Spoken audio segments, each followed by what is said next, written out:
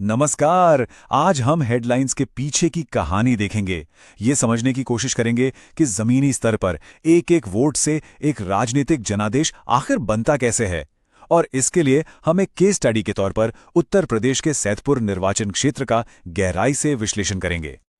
ये जो आप देख रहे हैं ये है सैदपुर, गाजीपुर जिले का एक हिस्सा। देखिए, किसी भी जगह की सियासी नब्ज पकड़नी हो तो पहले उसकी मिट्टी और वहां के लोगों को समझना पड़ता है। सैदपुर की कहानी हमें लोकतंत्र के उन बुनियादी सबकों को याद दिलाती है जिन्हें आज हम आंकड़ों और विश्लेषण की रोशनी में परखेंगे। तो चलिए शुरू करते हैं। हमारे इस पूरे विश्लेषण का एक मूल सिद्धांत है, वो ये कि चुनाव सिर्फ नारे या चेहरों का खेल नहीं है। ये गवर्नेंस के लिए डेटा इंजीनियरिंग है, एक विज्ञान है जो सिस्टम और प्रक्रियाओं को समझने पर टिका है, किसी व्यक्ति विशेष पर नहीं। तो सबसे पहले बात करते हैं मानवीय पहलू की। वो कौन सी बुनियादी हकीकतें हैं जो सैदपुर में लोगों की रोजमर्रा की जिंदगी को शक्ल देती हैं और आखिरकार उनके राजनीतिक फैसलों पर असर डालती हैं। सैदपुर की कहानी इसकी जमीन से, इसकी नदियों से शुरू होती है। ये एक कृषि प्रधान इलाका है जहां हर साल आने वाली बाढ़ सिर्फ एक खबर नहीं बल्कि लोगों की जिंदगी और रोजी रोटी से जुड़ा एक कड़वा सच है।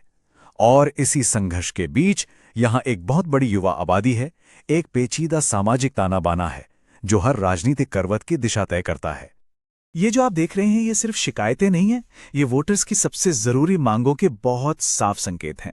युवाओं के लिए रोजगार और खेती से जुड़ी मुसीबतें जैसे बाढ़ और सिंचाई यहाँ की सबसे बड़ी चिंताएं हैं। यही वो मुद्दे हैं जो सीधे सीधे चुनावी नतीजों को प्रभावित करते हैं। और ये हमें याद दिलाता है कि हमारे संविधान के तहत हर नागरिक को सम्मान के साथ जीने का अधिकार है और उनकी आवाज को सुना जाना, यही तो लोकतंत्र की आत्मा है। तो अब इन कहानियों को, इन संघर्षों को आंकड़ों की कसौटी पर कसते हैं। देखते हैं कि वो कौन से नंबर्स हैं जो इस निर्वाचन क्षेत्र की सियासी तस्वीर को साफ करते हैं। सबसे पहले इस आंकड़े का पैमाना समझिए। 4,06,59 मतदाता। ये सिर्फ एक नंबर नहीं है, ये एक बहुत बड़ी आबादी है जिसकी अपनी उम्मीदें हैं, अपनी जरूरतें हैं। और यही संख्या हमारे पूरे विश्लेषण की बुनियाद है। हर एक वोट की अपनी एक कहानी है।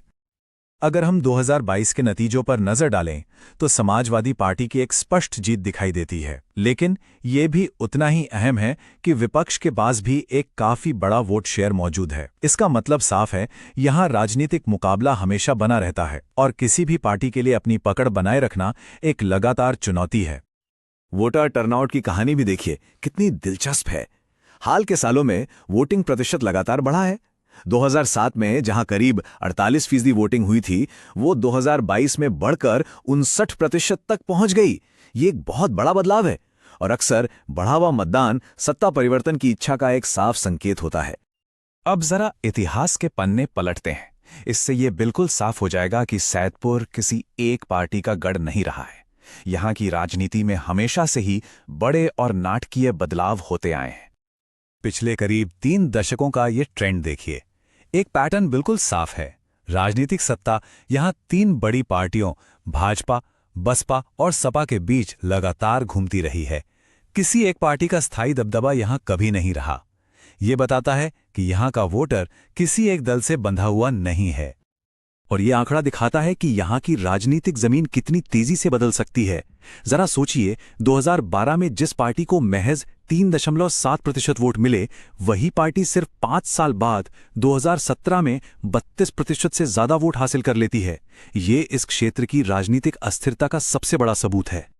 तो सबक क्या है? सबक ये है कि यहाँ कोई भी पार्टी वोटर्स को हल्के में नहीं ले सकती। जैसे ही लोगों की जरूरतें और मांगें बदलती हैं, वोट का पैटर्न भी उसी हिसाब से बदल जाता है। जनादेश यहां कोई स्थायी चीज नहीं है, उसे हर चुनाव में नए सिरे से कमाना पड़ता है। तो सवाल ये उठता है कि इस पूरी जमीनी हकीकत और इन आंकड़ों को एक असरदार एक्शन प्लान में कैसे बदला जाए।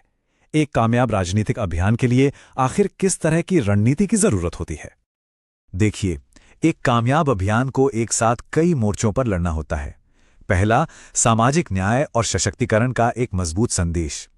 दूसरा, गांव-गांव और हर एक बूथ पर संगठन की ताकत। तीसरा, उम्मीदवार की एक ऐसी छवि जो भरोसेमंद और सकारात्मक हो। और चौथा, विपक्ष की हर रणनीति का तथ्यों के साथ प्रभावी ढंग से जवाब देना। और ये सब कुछ एक बहुत ही व्यवस्थित तरीके से होता है, एक टाइमलाइन पर। चुनाव से 90 दिन पहले जमीनी तैयारी शुरू होती है। सर्वे और प्लानिंग से लेकर धीरे धीरे अभियान की रफ्तार बढ़ाई जाती है। रैलियां होती हैं, जनसंपर्क होता है और आखिर में घर घर जाकर संपर्क साधने के साथ ये अभियान वोटिंग के दिन अपने चरम पर पहुंचता है। तो आखिर में सारी बात आकर एक ही जगह रुकती है। राजनीतिक शक्ति कोई तोहफा नहीं है जो यूं ही मिल जाए। ये लोगों की सेवा, एक ठोस रणनीति और उनकी गहरी समझ का सीधा नतीजा होती है। जनादेश को कमाना पड़ता है, अर्जित करना पड़ता है। आज के दौर में एक उम्मीदवार को 3 पैमानों पर परखा जाता है: विश्वास, काम और प्रभाव। अंकित भारती के प्रोफाइल का उदाहरण देखें तो उनकी साफ छवि, जमीनी काम की शुरुआत और पार्टी का समर्थन, ये तीनों चीजें उनकी ताकत बनती हैं। और आज के डिजिटल युग में ये विश्वास सिर्फ वित्तीय पारदर्शिता तक ही सीमित नहीं है। इसका मतलब मतदाताओं के डेटा और उनकी निजता का सम्मान करना भी है, और उनकी सहमति को सर्वोपरि रखना भी, जैसा कि हमारे देश के कानून भी कहते हैं। तो सबसे बड़ा सवाल यही है कि एक लीडर उन समस्याओं के बीच की खाई को कैसे भरता है जिन्हें हमने शुरू में देखा था, और उन वादों को कैसे पूरा करता है जो एक रणनीति में किए जाते हैं। यह फासला आखिर कैसे मिटता है? इस पूरे विश्लेषण का निचोड़ यही है। जनादेश सिर्फ वोटों की गिनती नहीं है, यह जनता की सेवा, एक मजबूत रणनीति और सालों की मेहनत से कमाए गए भरोसे का नतीजा होता है। अगर आप एक जनकेंद्रित नेता बनना चाहते हैं और अपने निर्वाचन क्षेत्र को आगे ले जाना चाहते हैं तो blueprintstrategies.ai से mgr@blueprintstrategies.ai पर संपर्क करें या 0080 420 4102 पर कॉल करें। राजनीति से परे एक उद्देश्य।